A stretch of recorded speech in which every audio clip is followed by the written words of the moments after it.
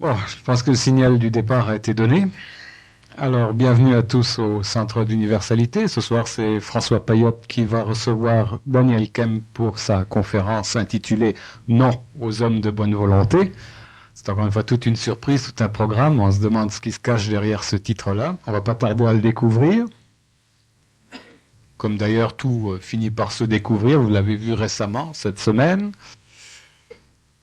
Dès que Dès que ces phénomènes célestes sont apparus sur le terrain québécois et étaient annoncés ici même au Centre de l'Universalité par tous les conférenciers qu'il fallait faire preuve de beaucoup de discernement, qu'il y avait là-dessous évidemment une manipulation flagrante pour ceux qui ont ce discernement ou cette extra-lucidité.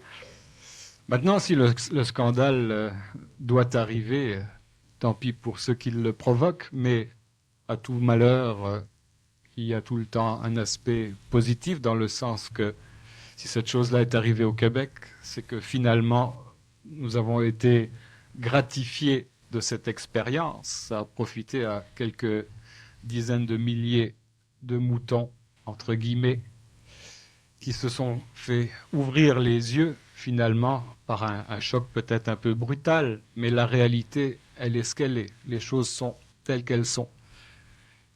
Et je pense que ce qui est arrivé au Québec, ça vaut des centaines de conférences. C'est en fait le produit fini, le résultat de tout ce qu'on essaye de faire ici comme travail au niveau de l'homme nouveau, au niveau du discernement. Donc il est heureux que ces choses-là soient arrivées. Les acteurs de ce scénario lamentable, de cette supercherie, vous avez pu peut-être vous en rendre compte vous-même.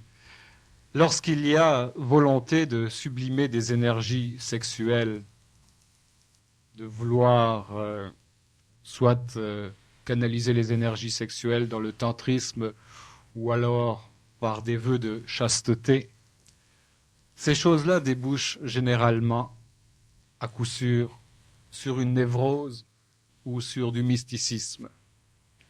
Et le mysticisme débouche avec l'orgueil ou le désappointement sur de la manipulation. Alors je pense que Daniel Kemp fait ce travail ici de dénoncer toutes ces manipulations depuis 2 ans au niveau théorique, au niveau de la compréhension, et on a eu aujourd'hui le résultat de ce travail, la preuve qu'il y a toujours anguille sous roche quand l'esprit n'est pas éveillé et qu'il y a à la place une volonté émotionnelle ou une carence affective.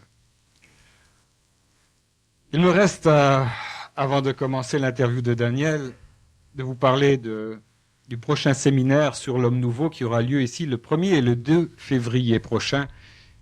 Séminaire intensif, donc sur l'homme nouveau, qui sera donné par Daniel Kemp. Il y aura également une soirée d'information gratuite mercredi prochain à 19h sur les arts martiaux qui sont enseignés ici par Daniel Kemp et que l'on appelle l'art d'Em. Ça, c'est une soirée gratuite mercredi prochain à 19h. Pour le symposium en fin de mois, donc, qui aura lieu le 26 janvier, rencontre avec des hommes nouveaux, les conférenciers sont justement Roger Drolette, Dominique Toupin, Daniel Ménard et Daniel Kemp. Les billets sont disponibles. Pour toute information complémentaire, il suffit de voir notre ami Mario Gosselin qui est aux inscriptions en avant. Et je vous rappelle le spécial qui a toujours lieu au Centre d'Universalité. À l'achat du billet pour la prochaine conférence de Daniel Kemp, vous pouvez bénéficier de l'enregistrement gratuit de cette première partie de conférence. Alors il y a donc une première partie d'1 heure, suivie d'une pause d'une demi-heure, et une deuxième partie d'1 heure où vous ferez entendre vos questions. Alors, généralement, les gens attendent la pause pour écrire leurs questions, mais moi, je vous demanderai de le faire au fur et à mesure que l'interview se déroule, pour que ça soit plus frais dans votre mémoire, que les questions soient plus ajustées à la conférence. Voilà, il me reste maintenant à accueillir Daniel Kemp.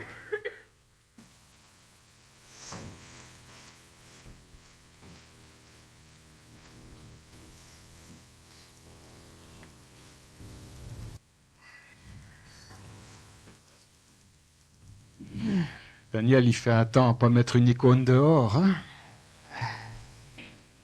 Le sang gèlerait.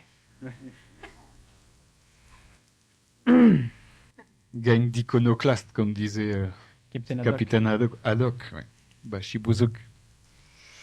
Peux-tu nous faire un petit commentaire sur ce qui a été vécu cette semaine au niveau du Québec? Oui, on a des milliers de personnes de bonne volonté qui se sont déplacées.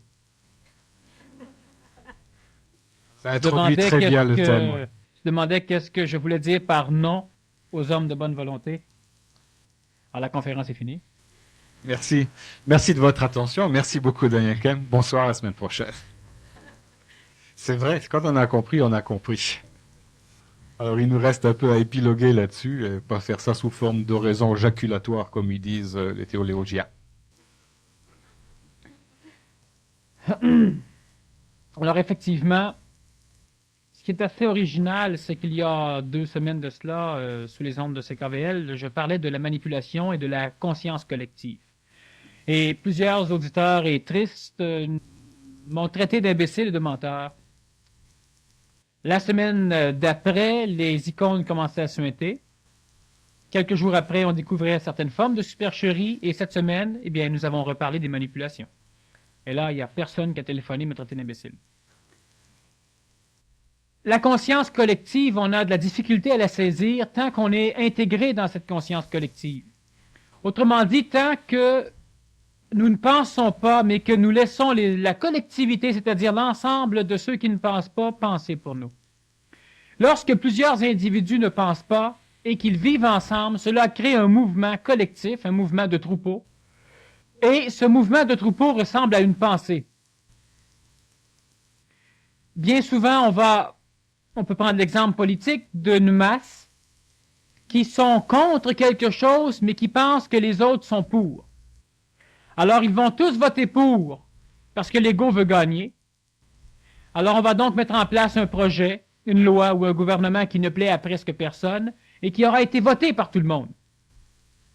Et c'est ça, la conscience collective. Parce qu'une statue de plâtre saigne, et soit dit en passant, cela se peut qu'une statue de plâtre saigne. Parce que si l'on ne fait que regarder l'être humain qui existe, si un corps matériel, animé, ayant un cœur qui peut battre, et ayant la possibilité d'avoir des émotions et de réfléchir, si ça se peut, si ça peut exister, entre un homme, entre un humain et une statue de bois ou de plâtre qui saigne, la statue devient facile à créer. La vraie question, c'est donc pas de savoir si la statue saigne ou si les icônes sointent, mais c'est de savoir qu'est-ce que c'est que ça nous apporte. Exactement, on s'en fout qu'une statue saigne, soigne, pleure, braille. Une personne a téléphoné ici dernièrement pour nous jouer un tour et elle nous a demandé si ça suintait ici au centre de l'université. Et c'est moi qui avais répondu. Alors je lui ai dit, effectivement, on a 3 peintures dans notre salon qui suintent. C'est pour ça qu'il y a tant de monde ce soir. On va récupérer ce truc-là, c'est pas mal en fait. Et la personne a raccroché. Donc c'est pas la question de savoir si le phénomène est possible ou pas possible, mais le résultat, la conséquence de ceci et tout. Puis... De là à dire que Dieu se manifeste par une icône en la faisant suinter pour rappeler les fidèles qu'ils devraient retourner un peu plus vers l'Église. C'est satanique, c'est démoniaque de penser cela pour la simple raison que si moi j'étais un Dieu qui veut s'exprimer pour faire connaître quelque chose à l'homme, je ferais repousser les bras de ceux qui en ont perdu. Je guérirais la fibrose kystique. Je ferais d'autres genres de miracles que de faire saigner des statues de plâtre. Et lorsqu'une statue de plâtre, de marbre ou de n'importe quoi se met à suinter ou à saigner, on a une manifestation de quelque chose. Est-ce que nécessairement on doit se remettre à adorer? Sachez ceci. Lorsque l'homme commence à réfléchir de par lui-même, lorsque l'homme commence à être libéré, ce n'est plus un homme de bonne volonté. Et lorsque l'homme commence à réfléchir et à se libérer, automatiquement les manipulations collectives, ce que nous appelons ésotériquement l'astral collectif, l'astral planétaire, va tout faire pour récupérer les personnes à elles-mêmes. Lorsque les personnes ont commencé à douter qu'ils étaient peut-être manipulés depuis de longues années par certains critères religieux, le fait de placer une statue de plâtre qui va saigner fait que toutes ces personnes qui commençaient à se libérer, à devenir individuelles, disent « Phew, une chance que ça sointe. J'ai failli me séparer de Dieu. » Alors on retourne tous voir la statue pour prier et demander le pardon. Et c'est un moyen collectif de récupération de personnes qui allaient devenir intelligentes. Intelligentes dans le sens supramental et non pas intellectuantes. Une personne qui n'est pas intelligente au niveau ésotérique, ce n'est pas une personne stupide. Le terme intelligence, tel que je l'emploie, fait référence à une expression de savoir non mémorisé. Qu'est-ce que c'est qu'un homme de bonne volonté? C'est une fichue bonne question. On va lire dans certains textes sacrés, dont l'un en particulier, « Paix sur la terre aux hommes de bonne volonté ». Cela veut dire paix à qui? On va dire aussi que le travail, dans certaines écoles traditionnelles sectaires, on va dire que le travail ne sera salutaire qu'aux hommes de bonne volonté. On va dire ailleurs que les élus seront les hommes de bonne volonté. Et on fonctionne longtemps avec ce critère de bonne volonté. Ce qu'on appelle donc de la bonne volonté, c'est plutôt une volonté émotionnelle qu'une volonté réelle. C'est encore au niveau du plexus solaire, ça, au niveau émotionnel. Évidemment, mais c'est plus que ça, une bonne volonté. Lorsque vous vous adressez à quelqu'un, prenons par exemple dans votre famille, vous vous adressez à un enfant et vous lui dites « fais ceci ». Il lui dit non. Vous pouvez avoir à un moment donné tendance à dire « aie donc de la volonté » ou « sois donc de bonne volonté » et fais le don. Et on se rapproche de la bonne volonté. Et paix aux hommes de bonne volonté parce que ces hommes ne savent pas quoi faire, ne savent pas ce qu'ils font et ne peuvent pas rien faire d'autre. Alors, étant donné que ce n'est pas de leur faute, on ne peut que leur souhaiter la paix. Lorsque un juge, par exemple, va dire à un citoyen devant un tribunal qu'il n'est pas de bonne volonté, ça fait 3 fois qu'il va commettre un délit, banni par la société. C'est la 3e fois. Il n'est pas de bonne volonté, le gars. Qu'est-ce que c'est être de bonne volonté? Cela a voulu dire, dans le passé, aller à l'église au moins 1 fois par semaine. Parce que Dieu demandait à l'homme 1 heure de son temps par semaine. Alors soyez donc de bonne volonté et faites le don. Chaque fois qu'un être a voulu fonctionner de par sa propre intelligence, d'une façon marginale à la société, ça l'a toujours donné un être de mauvaise volonté. Et chaque fois qu'un être était d'accord pour fonctionner dans le collectivisme de la société, on avait affaire à un être de bonne volonté. Il fut un temps où la loi, instaurée sur le plan planétaire par des énergies qui portent d'une façon déformée le nom de Jéhovah, ont érigé autour de l'homme des mécanismes religieux pour obliger celui-ci à cesser de tomber dans les failles, dans les trous, c'est-à-dire à cesser de s'entretuer, à commencer à envisager que les guerres pour prouver son Dieu devaient cesser. Alors on a instauré une religion monothéiste, un seul Dieu, qui a réuni sous sa bannière les hommes. Et les hommes qui refusaient d'être réunis étaient des hommes de mauvaise volonté. Et les hommes qui acceptaient de suivre le chemin collectif ne pouvaient être autre chose que des hommes de bonne volonté. Chaque fois qu'on emploie le terme homme de bonne volonté, on parle de l'homme collectif. Parce que si vous n'êtes plus collectif et que vous voulez faire à votre tête, même si cela est pour le bien de la collectivité, vous ne serez plus des hommes de bonne volonté. Peut-être après votre mort, peut-être 15 ans après une action, on va dire, mais en fin de compte, ce qu'il a fait était bon. Et on va peut-être vous réintégrer dans le contexte de bonne volonté. Bon, mauvais, ça ne peut pas être connu par l'homme. L'homme ne sait pas ce qui est bon et l'homme ne sait pas ce qui est mauvais. L'homme décide que les choses sont bonnes et l'homme décide que certaines choses sont mauvaises.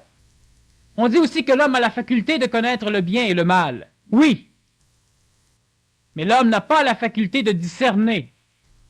Parce que l'homme n'a pas la faculté de comprendre le bien et le mal. Il peut le découvrir, le vivre. Il ne peut pas le comprendre intégralement. Il ne peut pas en voir la face. Alors l'homme va dire telle chose est bien parce que ça lui rapporte. Et telle chose est mal parce que ça ne lui rapporte pas. Tout le temps. Et lorsque l'homme fait quelque chose de bien collectivement qui rapporte à tout le monde, c'est un être de bonne volonté. Et lorsque l'homme fait quelque chose qui ne rapporte qu'à lui, même si cela ne nuit pas à la collectivité, on doute déjà de sa bonne volonté. Non aux hommes collectifs, non aux hommes de bonne volonté. J'ai tenté d'expliquer à certaines personnes qui maudissaient les personnages qui ont créé le mythe de la statue suintante. J'ai essayé de leur expliquer que peut-être ces êtres étaient de bonne volonté. Et tous ceux à qui j'en ai parlé m'ont dit, ben voyons donc, c'est une gang de... On n'a pas employé leur expression, disons une gang de stupides, d'imbéciles, de farfelus, de mystificateurs, de bandits. Mais si ces personnages, avant de les condamner, moi je ne les condamne pas, je comprends des choses. Et si ces personnages, croyant avec ferveur en Dieu, et voyant le troupeau infidèle de Dieu s'éloigner de Dieu, ont tenté de donner un coup de pouce à Dieu pour amener les fidèles vers Dieu, en faisant ce trucage. Est-ce que ce sont des hommes de bonne volonté ou de mauvaise volonté? Pour les croyants, ça peut devenir des hommes de bonne volonté. Pour les non-croyants, c'est automatiquement des hommes de mauvaise volonté. Il reste des imbéciles. Chaque fois que l'homme veut donner un coup de pouce à Dieu, ça crée un problème comme celui qu'on a vécu. La première fois qu'une intelligence a voulu donner un coup de pouce à une intelligence supérieure, ça l'a créé l'homme. Et c'était de bonne volonté. Le fait d'être de bonne volonté n'implique pas pour autant le fait de faire ce qui doit être fait. Combien d'entre vous ont déjà voulu faire par bonne volonté quelque chose et ont-ils fait l'inverse? Combien de fois avez-vous voulu faire plaisir pour décevoir? Combien de fois avez-vous voulu aider pour nuire? Combien de fois avez-vous voulu aimer pour créer la haine? Vous étiez tous de bonne volonté, mais ça n'a pas fonctionné. Deuxième raison pour pouvoir dire non aux hommes de bonne volonté. Bon, mauvais, critère de sélection de l'homme. Mais ça n'a rien à voir avec la réalité. Un mauvais herbe, qu'est-ce que c'est? La majorité des mauvaises herbes sont des plantes curatives, hautement salutaires pour la santé de l'homme, et qui poussent dans le décor esthétique de l'homme, déformant celui-ci, comme le pissenlit, qui rend la pelouse laide, comme différentes autres plantes. Et ça devient des mauvaises herbes. Qu'est-ce qu'un animal nuisible? Si on ferait un référendum à l'échelle de la planète au niveau de tout ce qui vit, on aurait sans doute un oui pour toute la vie et un non pour l'homme. Parce que comme animal nuisible, je pense que l'homme est passé maître sur la planète. Tandis que l'homme va décider que le loup est un animal nuisible, donc mauvais, parce que le loup lui nuit. Il va décider que les insectes sont nuisibles. Il va décider que la loutre peut être nuisible, que l'ours peut être nuisible, que tout ce qui nuit à l'homme peut être déclaré par l'homme animal nuisible. C'est une illusion. La volonté, qu'est-ce que c'est? Bonne volonté, mauvaise volonté. La volonté,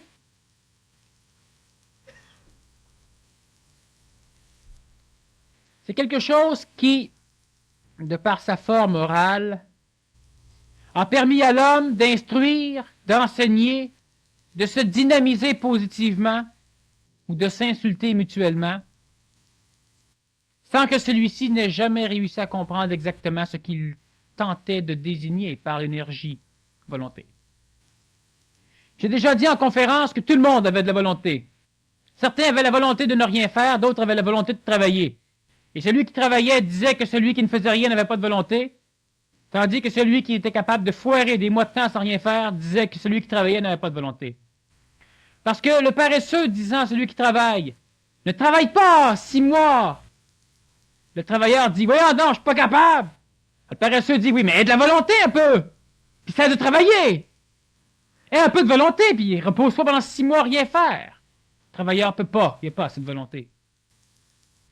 Et le travailleur, en revanche, va dire au paresseux, « Travaille, aie de la volonté. » Puis le paresseux, il dit, « Non, pas capable. » Alors le travailleur dit, « T'as pas assez de volonté. »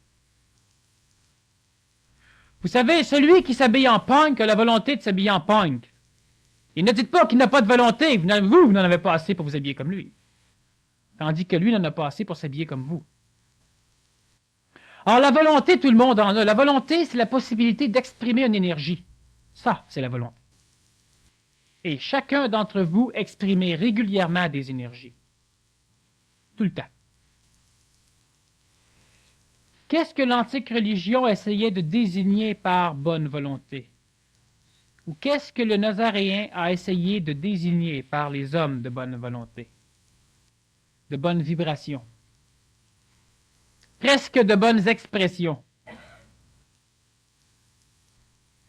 Alors, il faudrait que ce soit clair que tout le monde a de la volonté et on ne peut plus dire qu'un enfant en lui disant « Aie de la volonté !» Là, vous voulez dire simplement « Assujettis-toi à moi, prends mon énergie et aie ma volonté. » Soit un homme de bonne volonté, soit un bel enfant, puis soit un bon esclave. Comme la société fait aussi avec les adultes. L'énergie intentionnelle. L'énergie créatrice. La seule énergie qui, dans le plan planétaire, semble avoir la possibilité de décider. Celle qui a des intentions qu'on ne peut pas rapprocher des désirs de l'homme. On peut l'appeler énergie supramentale dans le contexte québécois. Lorsque cette énergie descend chez l'homme, lorsque l'homme a la faculté de capter cette énergie, et l'homme a cette faculté depuis près de 4500 ans, en tant que collectivité. L'homme a la faculté de la réfléchir dans sa conscience depuis un peu plus de 2000 ans.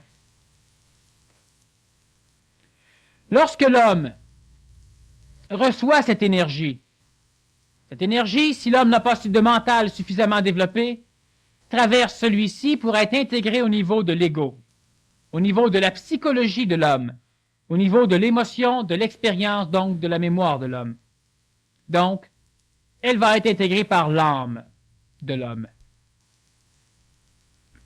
L'énergie créatrice, lorsqu'elle est intégrée par l'âme de l'homme, elle va être déformée par celle-ci.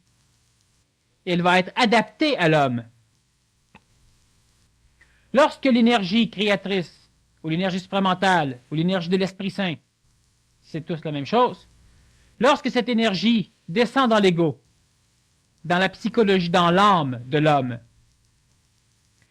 elle va obliger celui-ci, si l'âme est suffisamment pure, c'est-à-dire si l'âme est suffisamment subtile, c'est-à-dire si l'âme a perdu suffisamment de mémoire, c'est-à-dire si l'âme n'est pas trop matérielle, elle va obliger celle-ci à exprimer dans la matière une coloration plus ou moins parfaite de cette énergie créatrice.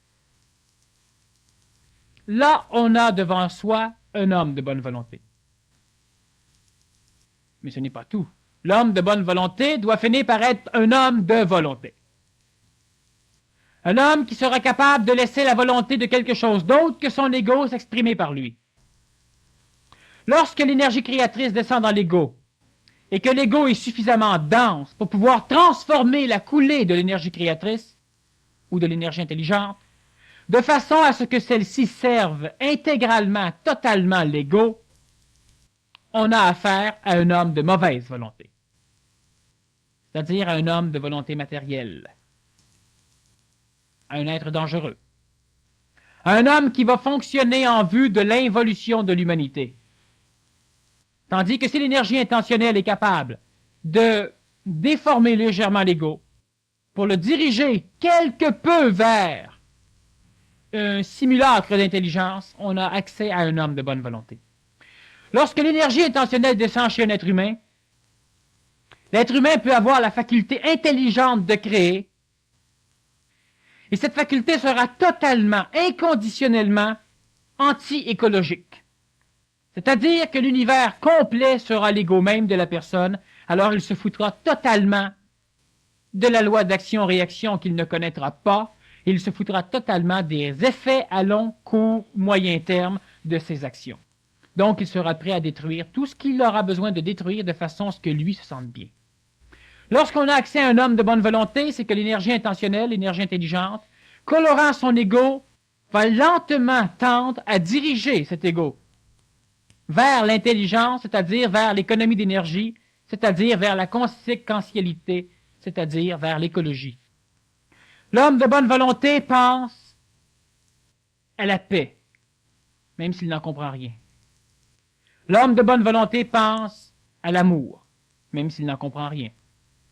L'homme de bonne volonté pense à soulager les souffrances, même s'il n'en voit pas leur utilité. L'homme de bonne volonté pense à évoluer, même s'il ne sait pas où aller. Et ces hommes de bonne volonté font partie de ce que le Nazaréen désignait. Pour être un homme de bonne volonté, lorsque l'énergie intentionnelle dévie légèrement la pensée de l'ego, de façon à ce que celle-ci s'adapte à un léger plan d'écologie, cela fait de l'être un être collectif. Il ne faut pas maudire l'être collectif. La première base d'un plan écologique, c'est de faire en sorte qu'une unité apparaisse dans la conscience de chacun des individus. Donc, automatiquement, l'être doit un jour devenir collectif pour finir par sentir dans son ego l'importance des autres. Et lorsque l'être a suffisamment été collectivé pour savoir, pour vivre, pour comprendre l'importance des autres, il doit commencer à perdre ce genre de bonne volonté pour devenir un être de volonté. C'est-à-dire pour devenir un être qui sera capable de lui-même d'influencer maintenant les hommes de bonne volonté pour pouvoir amorcer un plan écologique de plus en plus consistant et de plus en plus réel, de plus en plus efficace. Donc, dans les premiers temps, lorsque l'énergie intentionnelle descend chez l'homme, l'homme la capte d'une façon totalement colorée, d'une façon totalement déformée, et s'en sert à ses propres fins. On a donc assistance à des clans. On va prendre assistance à des tribus, à des égrégores particuliers. Et on va s'affronter, on va faire la guerre continuellement entre chaque famille, entre chaque individu. Parce que soi, on est plus important que tout. C'est vrai. Mais à ce niveau, ce n'est pas compris. Lorsque l'énergie intentionnelle densifie, c'est-à-dire énergise le plan de l'ego, il va lentement diriger l'ego vers un simulacre d'intelligence et va instaurer la première forme d'écologie humaine, le collectivisme. Lorsque l'être est collectif, à son insu, il devient écologique. À son insu, il cesse de tuer.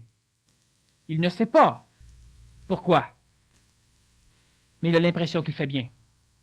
Et il fait bien. Lorsque le collectivisme est suffisamment énergisé, les individus qui ont expérimenté cette écologie collective inconsciente finissent par pouvoir laisser s'exprimer l'intelligence sans la colorer, sans la déformer. Autrement dit, l'ego laisse s'exprimer la volonté de quelqu'un d'autre. Autrement dit, l'ego ne fait plus quelque chose.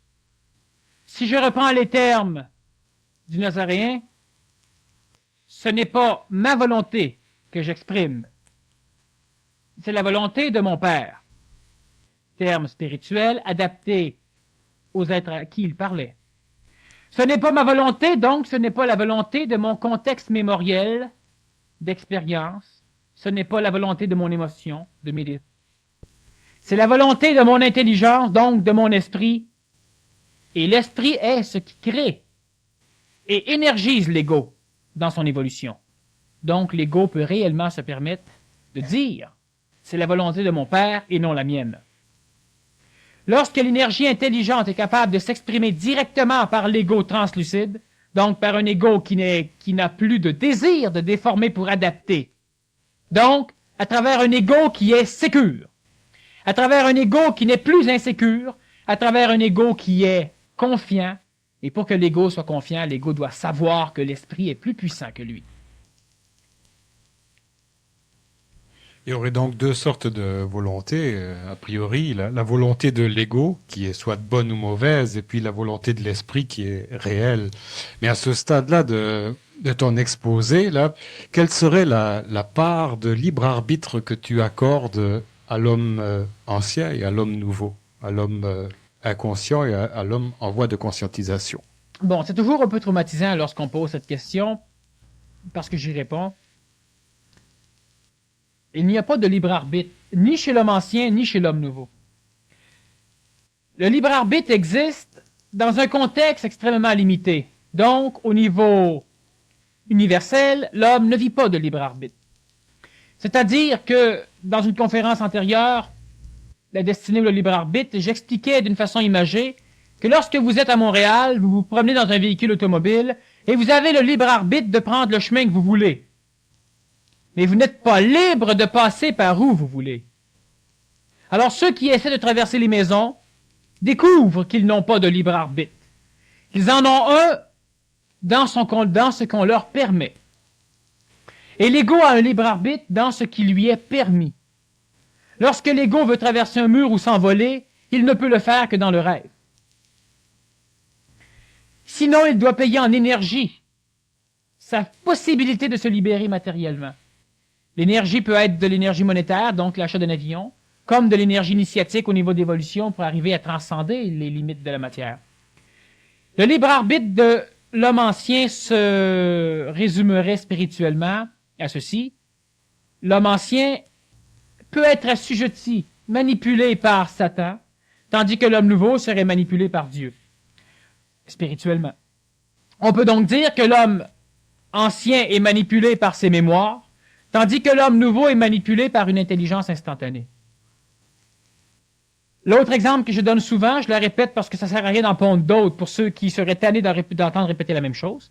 Vous savez, je pourrais être diplomate, donner d'autres exemples, pour ne pas frustrer ceux qui entendent tout le temps mais qui n'ont pas nécessairement compris. Alors, eux autres, ils pourraient dire, ah, il dit quelque chose de neuf. Non, je serais hypocrite. Je dis la même chose avec d'autres mots. Mais c'est une perte d'énergie. Alors, ce qui fait que je répète les mêmes choses, c'est la même chose que je vais expliquer. Lorsque vous avez un problème grave, et que vous avez suffisamment d'intelligence pour en voir la solution intelligente, vous n'avez pas le choix. Vous allez appliquer la solution intelligente. Donc, vous êtes manipulé. Et si l'être intelligent dit non, j'ai le choix, je vais appliquer la solution stupide, c'est pas un être intelligent. Vous n'avez pas le choix. Alors donc, il n'y a pas de libre arbitre réel chez l'homme. Le libre arbitre va commencer à transparaître chez l'homme intelligent, mais il n'y en aura jamais chez l'homme égoïque, chez l'homme psychologique, dans l'ego, dans l'âme de l'homme. Il n'y a pas de libre arbitre.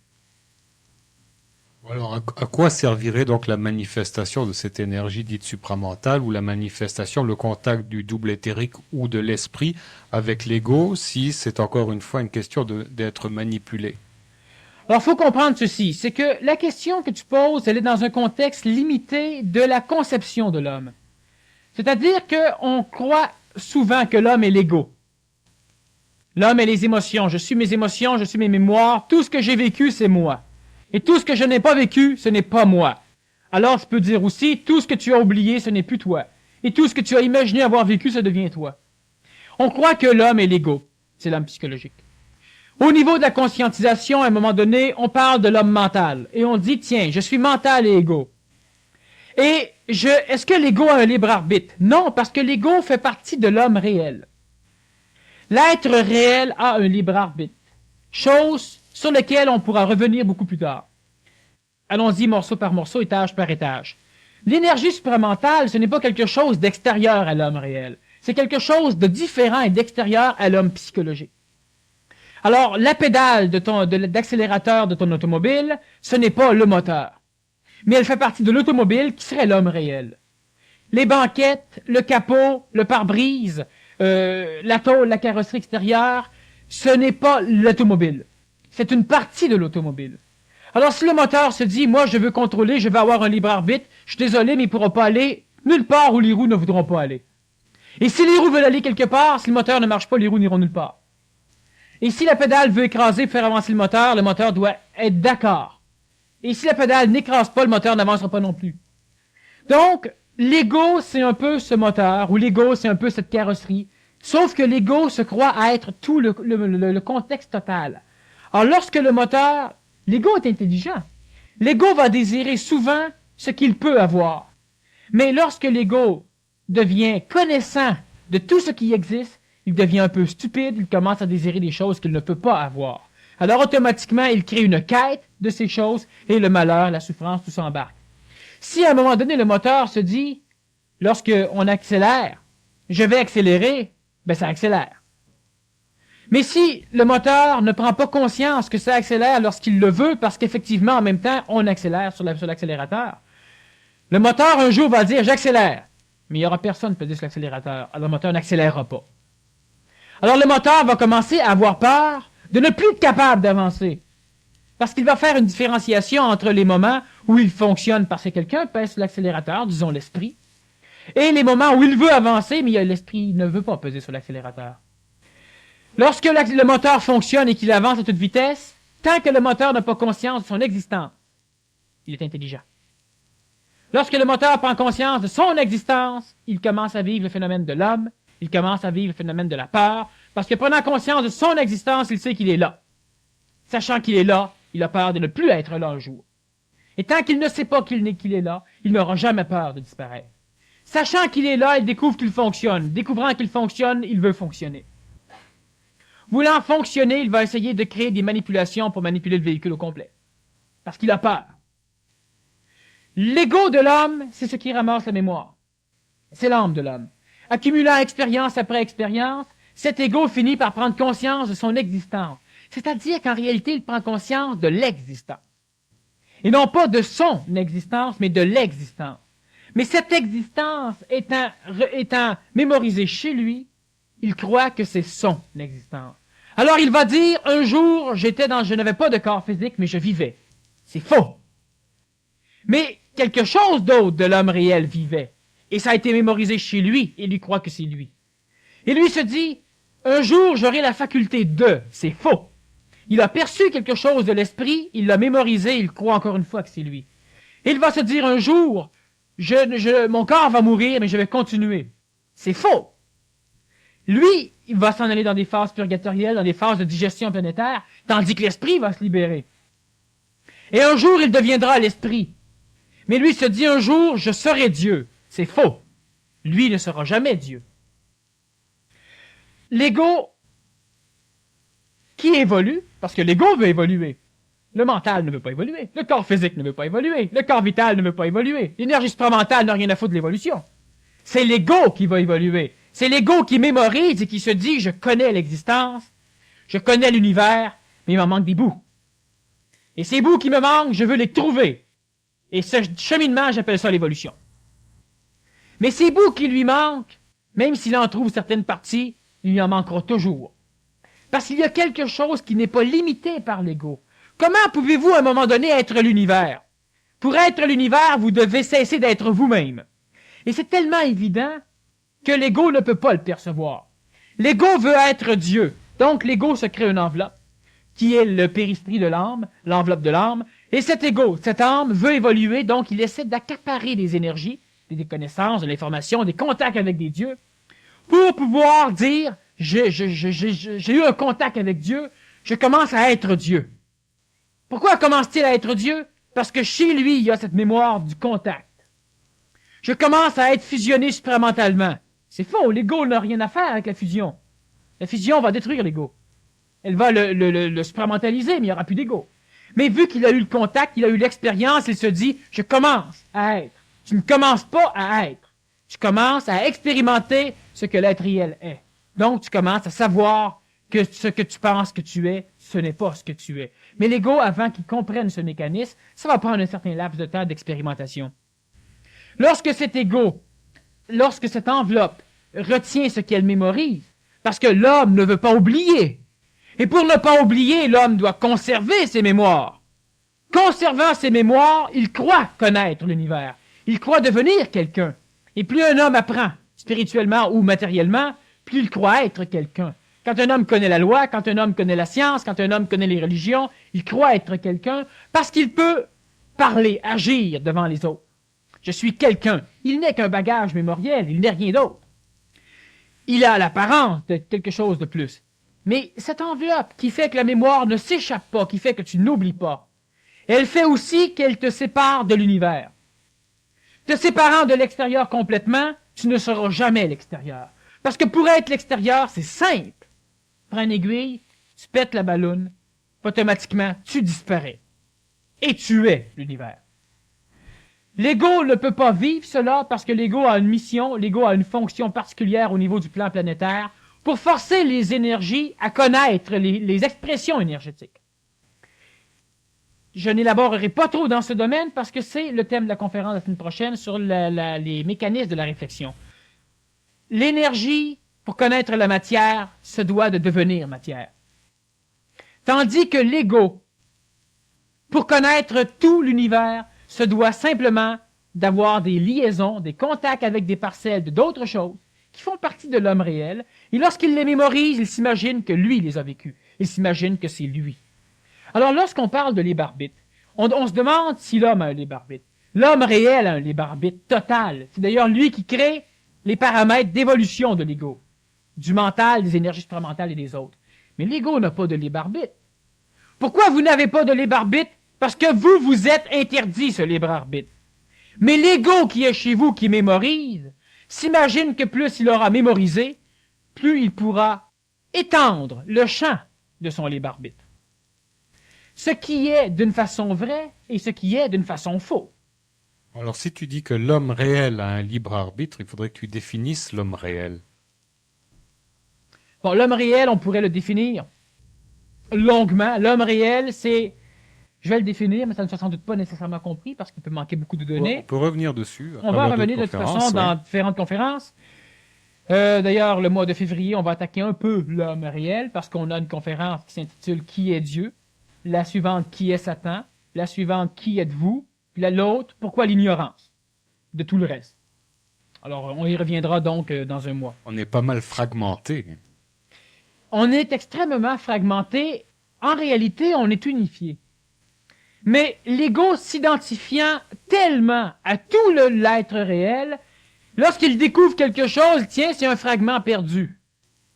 La seule chose qui est perdue, c'est l'âme de l'homme. C'est l'ego de l'homme. C'est la psychologie émotive évolutive de l'homme qui est perdue.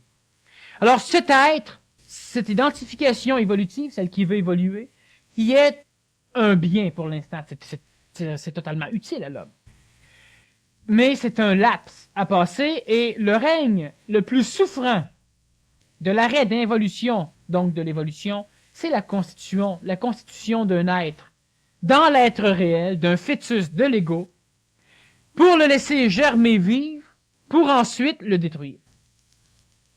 Parce que l'homme devra mourir, c'est-à-dire que l'homme psychologique, toutes les mémoires, tout ce qui est dedans devra mourir, pour qu'enfin naisse l'homme réel. Qu'est-ce que c'est l'homme réel? L'homme réel, c'est tout ce qui touche du haut de sa tête. Je le fais imager. On va être plus clair plus tard. L'homme réel, c'est un être qui, par ses cheveux, touche l'inexistentiel. Donc, effleure le contexte où il n'y a ni temps ni espace. Là où la matière et toutes les formes d'expression supérieures à la matière ne peuvent pas exister. Lorsque l'homme se pose la question « Qu'y a-t-il à l'extérieur de mon système solaire ?» Il va répondre « Antiquement, on disait le ciel. Maintenant, on répond l'univers. » Qu'y a-t-il à l'extérieur de l'univers? Il y a d'autres galaxies. Qu'y a-t-il plus loin que toutes ces galaxies? Dans une certaine conscience, on va dire il y a un super-univers. Qu'y a-t-il à l'extérieur de ce super-univers? Alors on va dire il y a d'autres super-univers.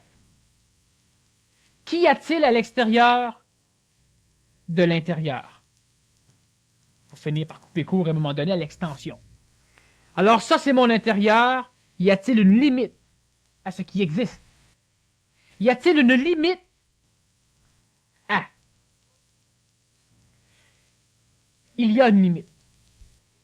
Elle ne peut pas être conscientisée par l'homme mémoriel qui vit dans une sphère limitée, l'âme. Et l'homme va donc essayer de représenter le macrocosme à partir de son microcosme, c'est-à-dire qu'il va quand même voir une sphère, une limite quelconque, imperceptible, imperçue, mais évidente selon son raisonnement à cet univers. Mais s'il y a une limite, c'est qu'il y a quelque chose d'autre qui peut contenir la limite. Donc, il n'y a pas de limite. Mais s'il n'y a pas de limite, à un moment donné, ça va jusqu'où pour l'homme? L'homme, dans sa conscience, ne peut pas arriver présentement à goûter ce contexte. Donc l'homme réel, ce sera en quelque sorte la contrepartie invisible de l'homme matériel, perçu. Non. L'homme réel, ça comprend tout ce qui s'exprime énergétiquement. Bon, alors on va essayer brièvement, mais encore une fois, ça ne sera pas nécessairement compris, mais ça peut préparer le terrain pour le mois de février. Il y a un endroit où il y a des choses qui n'existent pas. Et ça, c'est la définition la plus appropriée dans la langue française que l'on peut donner de l'extérieur. Où tout est en potentiel. Par rapport à l'intérieur, tout est en potentiel. Mais ce potentiel n'a pas d'intention d'être réel ou actuel. Donc, à l'extérieur, il y a des choses qui n'existent pas. Et à l'instant même où on a cette sphère de temps et d'espace, on a l'existence. Parce que pour qu'une chose existe, elle doit en avoir le temps. Mais il y a un endroit où il n'y a pas de temps. Et il n'y a pas non plus d'existence. Alors l'homme réel, c'est l'homme incréé.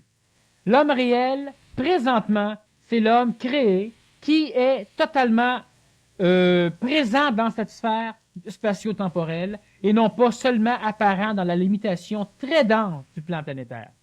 Cela veut dire qu'on a les énergies matérielles qui vont apparaître lorsqu'on a une réflexion d'énergie créée dans ce contexte spatio-temporel, ce que l'homme peut appeler aussi Dieu, mais ce que le Nazaréen appelait le Père dans les cieux. Ces énergies vont donc porter le nom ésotérique d'énergie divine. Celles-ci, s'éloignant ou pénétrant dans cet univers spatio-temporel, vont être ralenties par le temps. Ils vont devenir ce qu'ésotériquement nous appelons les énergies bouddhiques, qui n'ont rien à voir avec Bouddha. Continuant leur ralentissement, ils vont devenir ce que nous appelons les énergies supramentales. Et dans un contexte expérientiel planétaire, continuant leur ralentissement, cela devient le corps mental, le corps astral, le corps vital, le corps physique de l'homme. Donc l'homme réel, c'est de l'énergie C'est non tout ça. dégradée. Non, c'est l'énergie matérielle en montant jusqu'à l'énergie divine. Donc l'homme réel... Donc il n'y a pas lieu de faire de séparation ou de scission. Le danger, ce serait de vouloir mettre peut-être l'accent sur un extérieur et un intérieur. C'est un tout. C'est-à-dire que l'homme réel existe. Mais on n'en a pas conscience. Non, parce que c'est l'ego qui essaie de se représenter l'homme réel. Donc c'est la conscience qui est fragmentée. Exactement. Par Inconscience, l'ego. subconscience, fausse conscience, conscience réelle, absolue, Oui. spirituelle. etc. Puis qu'est-ce que c'est que toutes ces consciences? Ce sont toutes les consciences que tu n'as pas la conscience. Et quand tu as ton inconscience à la conscience, ta conscience antérieure devient consciente, et l'inconscience, tu l'as là. Exemple, lorsque je t'hypnotise et je te rappelle ton passé, tu n'as pas conscience de l'actuel. L'actuel est inconscient, tandis que l'inconscient, quand tu étais conscient, devient conscient maintenant. Bon. L'extérieur... On s'habitue au bout de 2 ans. Inquiétez-vous pas, ça viendra. Mais là, c'est que tu poses des questions qui demandent un certain vocabulaire, Le vocabulaire n'existant pas, on en crée de temps en temps, mais il faut quand même laisser les auditeurs s'adapter au vocabulaire. L'homme réel, ce n'est pas l'homme matériel. Ce n'est pas l'homme vital. Ce n'est pas l'homme psychologique. Même si on a une tendance dans la psychologie moderne à dire que l'homme, c'est l'émotion. Ce n'est pas l'homme mental. Ce n'est pas l'homme supramental. Plus haut, ce n'est pas l'homme bouddhique. Ce n'est pas l'homme divin. L'homme réel, ce sont ces 7 plans fusionnés. Ça, c'est l'homme réel. Donc, l'homme réel existe, et à l'extérieur de l'existence de l'homme réel, on ne parle plus de l'homme, on ne parle plus de l'homme réel, ça n'existe plus, c'est là. Bon, donc il est plus en devenir que dans un lieu du passé ou éloigné ou extérieur. Il est en devenir. Passé, là, effectivement, oui. Puis devenir, il faut s'entendre, c'est qu'il est présent, mais l'ego l'ignore. Et le travail de l'ego présentement, c'est de découvrir la faculté qu'aurait une autre partie, qui n'est pas une autre partie, mais que lui appelle une autre partie parce que lui a mis une limite. Bon, mais vois-tu, dans ta définition de l'homme réel, tu dis il n'est pas ceci, il n'est pas cela, il n'est pas ceci, il n'est pas cela, et on pourrait croire que c'est comme un négatif d'une photo à ce moment-là. C'est pas ça que tu veux dire. Non. Il est la photo, il n'est pas le négatif, il est la photo. C'est que Dans toutes ses dimensions. Oui, il n'est pas une strate. Il n'est pas l'autre strate non plus. Il n'est pas l'autre strate. Il est tout l'ensemble au complet, mais dans l'ensemble, il y a un endroit qui s'appelle l'ego, qui s'appelle la psychologie, qui s'appelle l'homme évolutif, qui s'appelle l'âme. Et cet endroit-là, il a mis une couche en haut, une couche en bas pour pouvoir garder à lui l'expérience amenée par les autres plans. Et il dit, moi, je suis. Je pense donc je suis.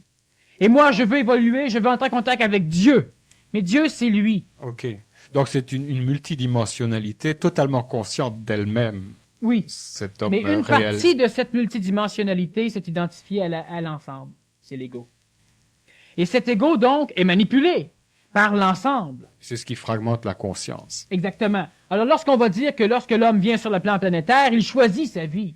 Mais l'ego ne choisit pas sa vie. L'ego se fait fourrer chaque fois qu'il vient sur le plan planétaire. Chaque fois que se réincarne, c'est jamais comme ça il tenterait. Mais il est nécessaire d'être là. Ben évidemment, mais l'ego se plaint, c'est pas la bonne famille, c'est pas le bon père, il a pas les bons yeux, j'ai pas le bon nez, je suis pas assez riche, je suis trop riche, j'ai pas les bons amis, j'ai pas la bonne job, c'est jamais dans le bon temps, j'ai arrêté mieux de naître au Moyen-Âge ou à l'époque des samouraïs ou dans 20 000 ans. Il est jamais content, l'ego. Mais l'ego choisit. Comment ça se fait qu'il choisit? Puis il est jamais content. C'est que lui ne choisit pas. L'homme choisit. Pas l'homme psychologique. L'ego choisit pas. L'ego est placé toi. Mais quand je dis toi, je ne parle pas à ta psychologie. Je parle à toi, dans l'entité complète. Toi, tu choisis ce que tu as à faire. Tu places les paramètres de ton évolution comme ça te plaît. Et la partie sur le plan planétaire matériel qui s'identifie à l'être complet se recherche. Et là, il dit, je veux entrer en contact avec Dieu. Parce que lui-même s'est mis des limites, donc il s'est lui-même dissocié dans sa conscience, pas dans la réalité, mais dans sa conscience. C'est-à-dire qu'il a trouvé son identité par exclusion de tout ce qui l'entoure. Il dit, je suis ceci parce que je ne suis pas cela. Je suis chrétien parce que je ne suis pas musulman. C'est ce que tu leur disais, c'est ça. Il s'est créé une enveloppe, et là il peut dire, je ne suis pas Dieu parce que je suis cave, mais je connais Dieu parce que je l'expérimente. Je ne suis pas un tel parce que je suis moi, ou je suis moi parce que je ne suis pas toi. Et je suis, moi, un homme évoluant parce que je ne suis pas l'univers. Ben c'est ça. Donc, il a tracé le périmètre de sa prison autour de lui par Quand il va exclusion. péter le périmètre, il pourra pas dire je ne suis pas parce qu'il sera même plus là.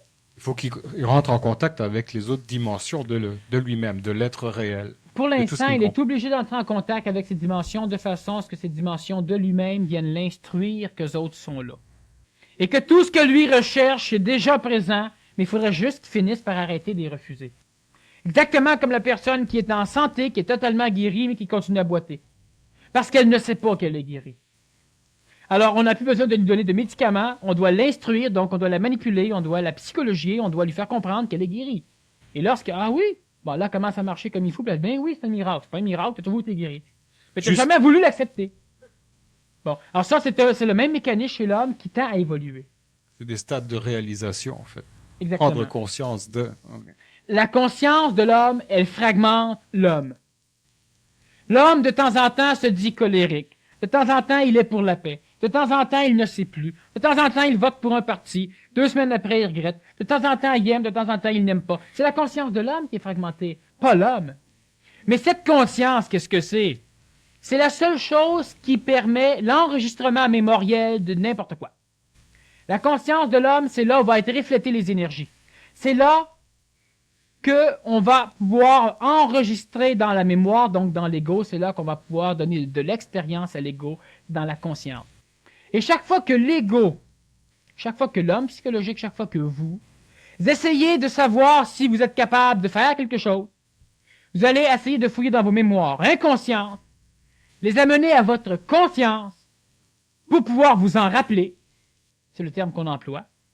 Et à partir de ce que vous allez être capable de projeter sur votre écran de la conscience, vous allez pouvoir dire « je suis un tel, je ne suis pas un tel, je suis capable, je ne suis pas capable, etc. » Tandis que lorsque l'homme commence à être un peu plus mental, il fouille dans ses mémoires, il n'a pas besoin de le projeter sur la conscience, il ne va projeter que le résultat dans sa conscience, pour informer l'ego que le résultat est arrivé.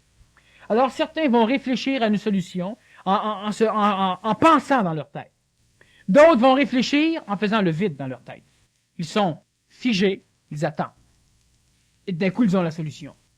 Eux ont passé par un processus mental, qui peut être aussi intellectuel s'il est assujetti à l'émotion, mais un processus quand même mental, qui ne vient donner à la conscience que le résultat, pour que l'ego puisse savoir qu'il a le résultat. Parce que l'ego chez l'homme normal, l'homme ancien, est ce qui permet l'expression ou non. Et qu'est-ce qui se passe si l'ego il trippe sur le résultat qu'il vient de recevoir? Si l'ego trippe sur le résultat qu'il vient de recevoir, il va essayer les prochaines fois lorsqu'on voudra réfléchir, il va essayer lui-même parce qu'il va s'imaginer que c'est lui qui a trouvé la solution. Alors il va essayer d'empêcher le mental de travailler pour lui-même essayer de penser une nouvelle solution et il va se frapper encore le nez sur des murs. C'est comme les guérisseurs qui pensent que c'est eux qui guérissent, ils ramassent tous les bobos des patients. Le guérisseur ne peut pas guérir.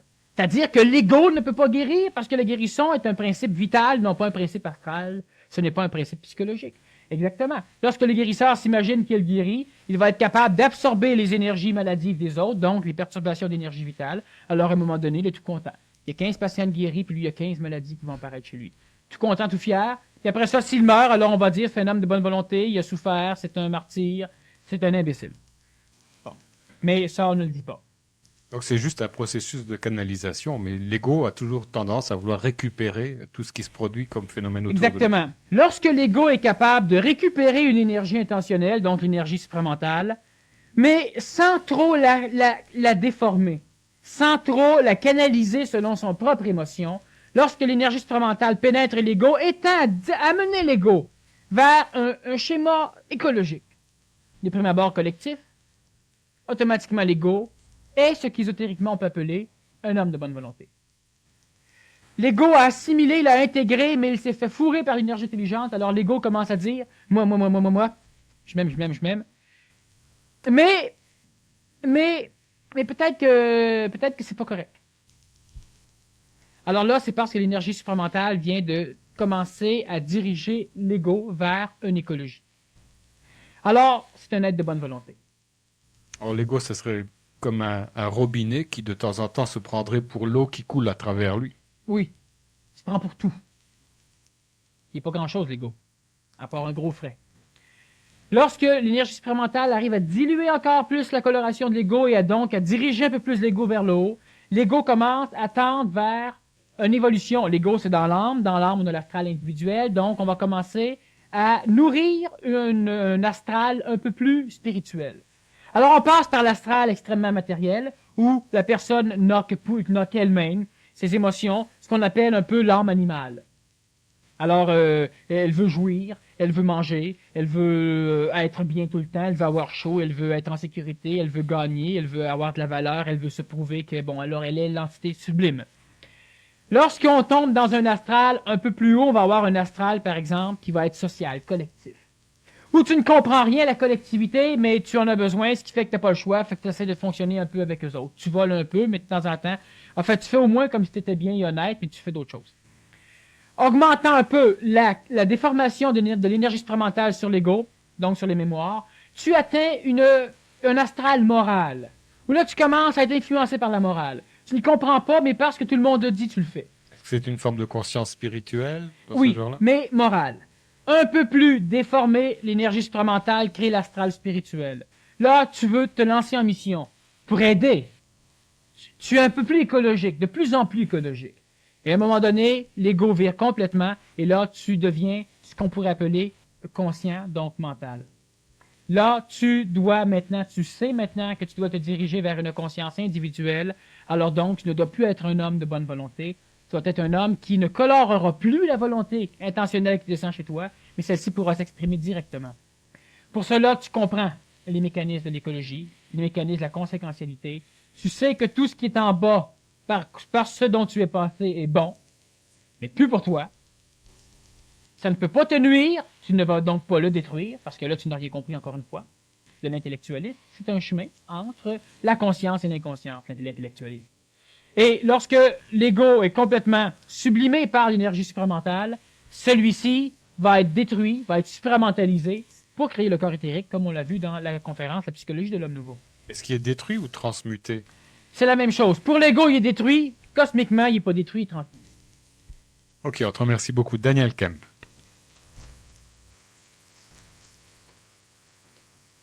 Pour tous les